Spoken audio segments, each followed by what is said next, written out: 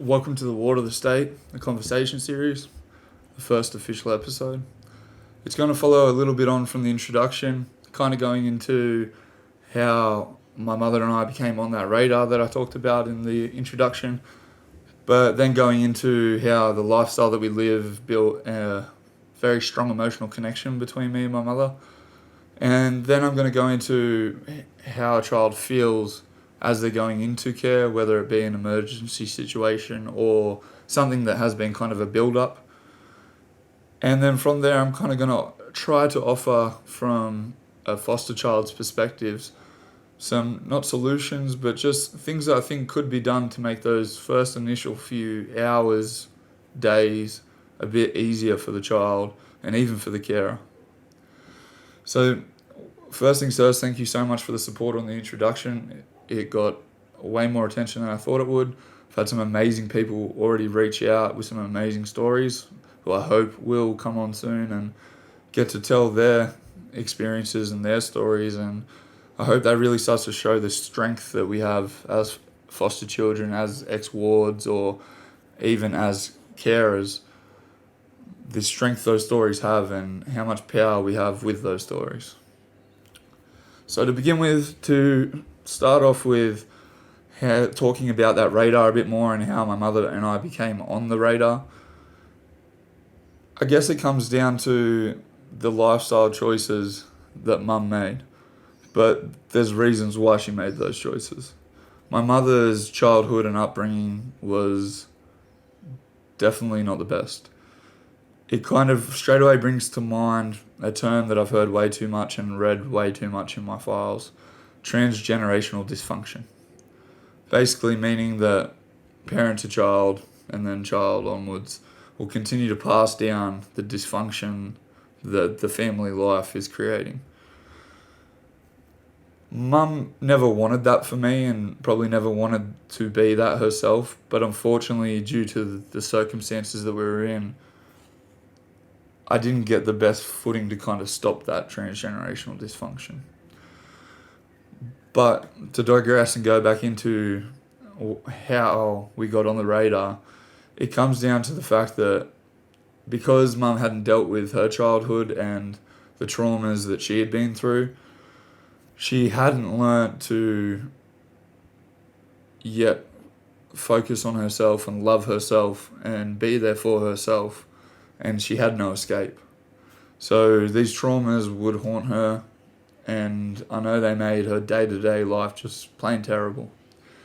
So when my father left our situation and wasn't around us anymore, it left Mum in a position where she had a young child to take care of, but she also had a brain that had been through so much experiences and trauma and heartbreak that she didn't know what to do with herself.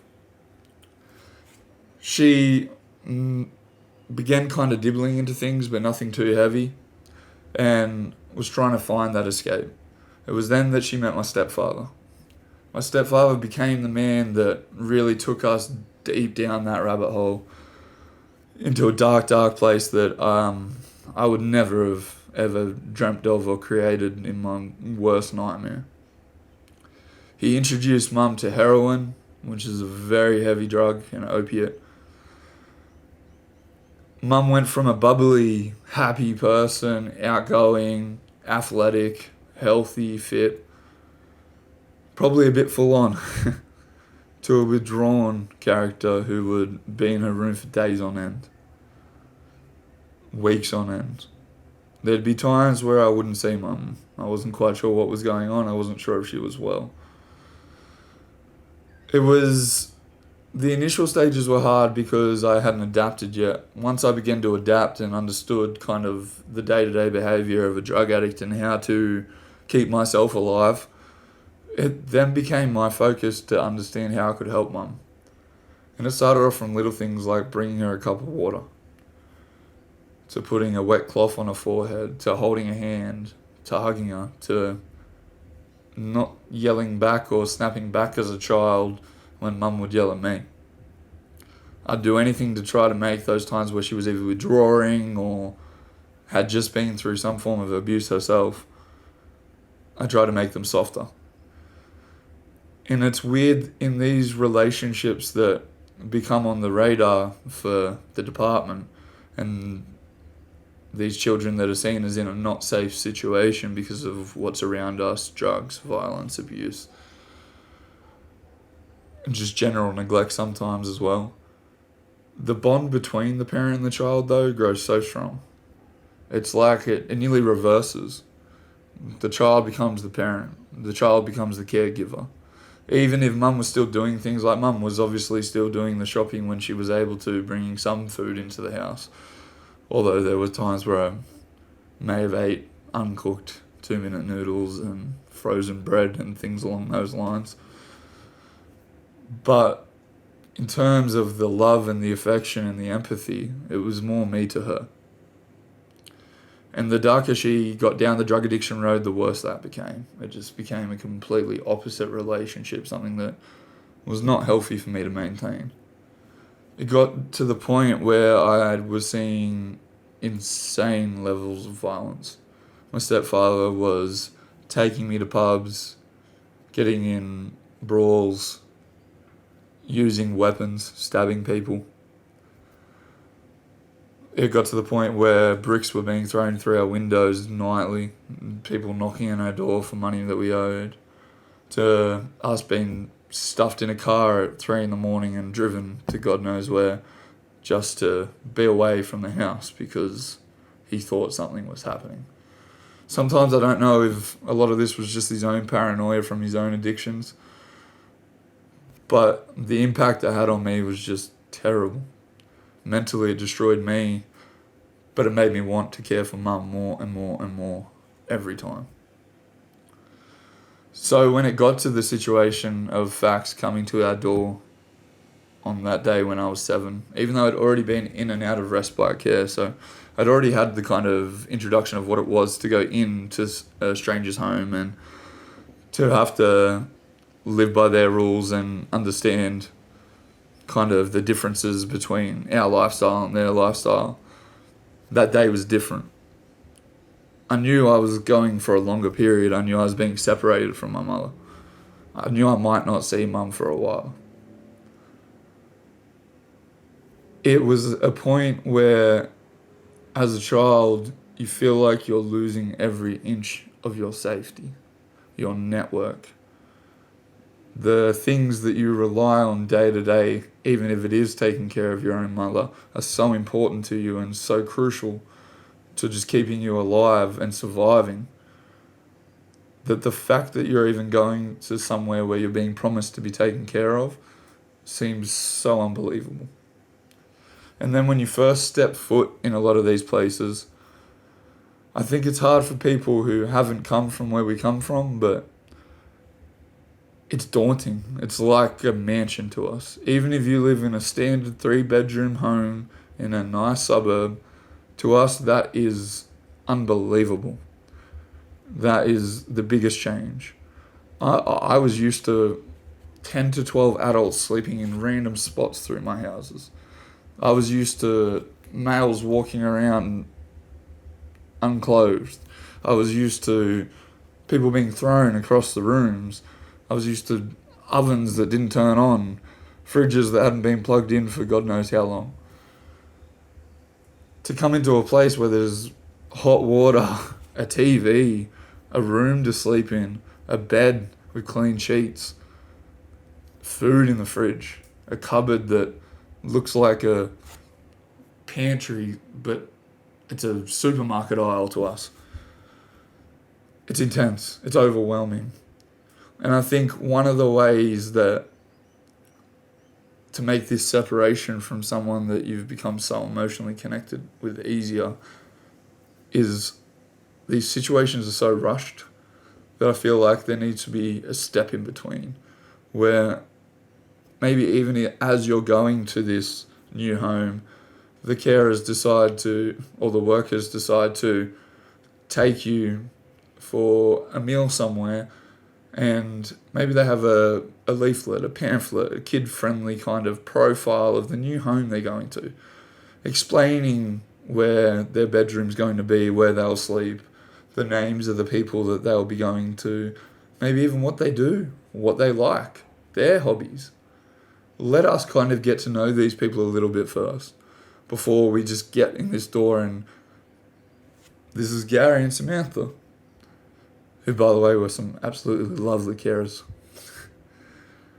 I think that the way it goes sometimes is it feels to us as if we're just dropped off. We're just put in a new place because we're safe now. Safety doesn't come from what the department or anyone might speak or say or write down on a piece of paper. Safety comes from in the heart. Safety comes from the way you feel with the people around you. Whether or not the places where I was as a child were safe, I felt safe because my mother was with me. You may be putting me in a safer environment logically, but to a child that doesn't make sense. You've taken our safety. So you have to take the time and the patience. Sometimes I would notice that 2-3 days in, carers would begin to become frustrated because I wasn't giving in. I'd have my walls up and good luck getting through them. You can't expect a child to cooperate. With what we've seen and what we've been through, sometimes the last thing we're going to cooperate is an adult that we do not know. To be a carer, you have to be extremely patient. You have to understand that you are dealing with children who have been through traumatic experiences and haven't yet had the chance to recover.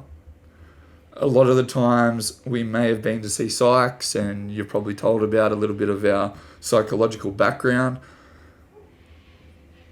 It's impossible for a child to feel better at that age. From the age of when you can go into care to 18, we're not emotionally mature yet. There's no way that we have at all begun the recovery process. One of the most important jobs for a carer isn't even our day-to-day needs. It's purely our emotional needs. It's showing us that we can be loved, that there is love out there, that there is safety in others. Because a lot of the times, because of those traumas that we've been through, we do not trust a stranger, and we probably, some of us never will. I know even at the age of 31 now, I still put my walls up to strangers. I still do not trust probably many people. I can count them probably on this hand. So I think the biggest kind of solution I could offer to those first initial few days for a child going into care and for a carer worker is patience. Take your time. It's not overnight. It may take weeks, months, years.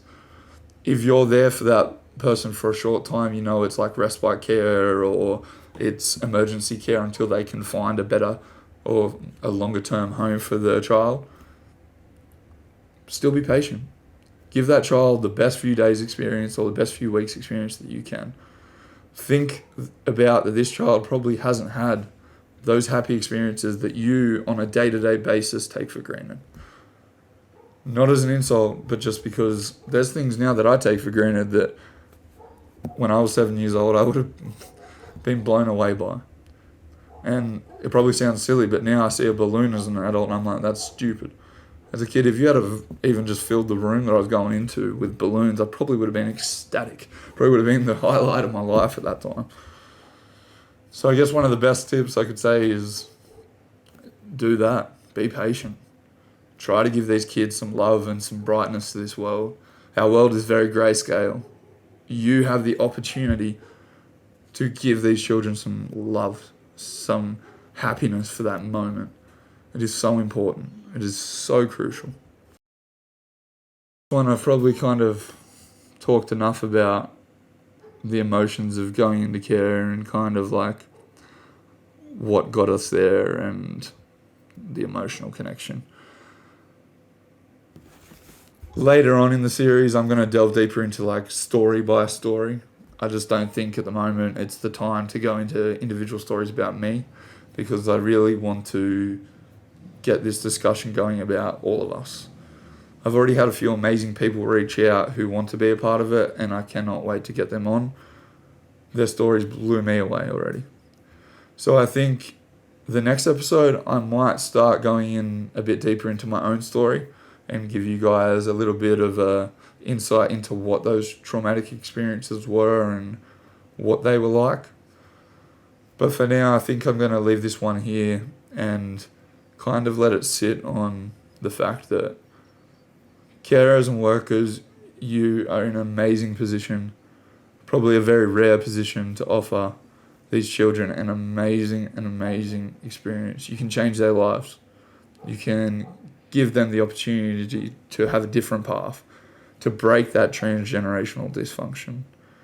And I really hope that if there's one thing that can come from this first episode, it would be that a few carers out there and a few workers out there are going to kind of have a look at the process and the way that they're taking these children to new scenarios, and even just think outside the box. Brainstorm with your co-workers or other carers that you know, or some of these amazing groups on Facebook. Think of things that you might think could make it easier for a child on their first few hours, days, weeks with you. Thank you very much for listening again. The next episode will be, again, more in depth. Further we go, further along, more confidence will come. I'd like to thank everyone who has reached out again. Anyone who isn't feeling confident, please do. There'll be no pressure to come on and talk to me. I just like hearing these stories, and it gives me a little bit of motivation to get this message out there further and probably push myself to tell a few more personal stories for you guys. If you could give it a like, a subscribe, check out the website, I'd really appreciate it. Thank you for your time.